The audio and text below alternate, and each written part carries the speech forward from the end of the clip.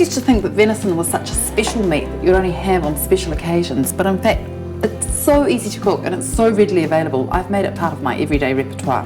The first thing I need for these beautiful venison steaks is a nice hot pan. The brilliant thing about these venison steaks is that they're vacuum packed, so they'll keep in the fridge. Wow, look at those. They just look so good, just so lean. Such fabulous protein in venison. Salt and pepper on both sides. I like using flaky salt, but you can just use regular salt if you want. Then I put a little bit of butter, about a teaspoon, on top of each steak. And instead of putting the butter in the pan, by doing it this way, you don't need to use as much, and it contains the butter around the meat so it caramelizes beautifully. And these are literally going to cook in 3 to 4 minutes, about 2 minutes each side, but I'm going to check them after a minute and a half. The thing about venison is it's so lean, it needs to be served rare or medium rare. Now you can see here, when you press the meat, it's got lots of give. So that means it's going to be beautifully rare. So now it comes out to rest, piece of tin foil over the top, and then a cloth on top of that. I've got a shallot here.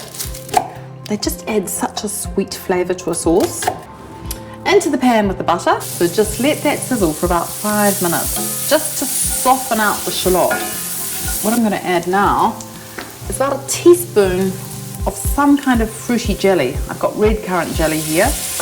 And venison seems to go really well with fruit flavours, so just that little bit in there brings out a really fabulous flavour of the meat. So once that jelly's melted, I'm going to add some red wine. And if you didn't want to use red wine, you could use beef stock. I'm adding 3/4 of a cup of red wine here. Turn the heat up and let it come to a speedy boil. I add a teaspoon of rosemary, very finely chopped. And now the final touch, a tablespoon of some balsamic vinegar. So that's going to boil for about 2 minutes until it's reduced by half. Just have a listen to this sauce and you'll hear the sound changing as it gets thicker and reduces. I run my finger through, you'll see it leaves a line. So that is good to go. Let's look at our venison.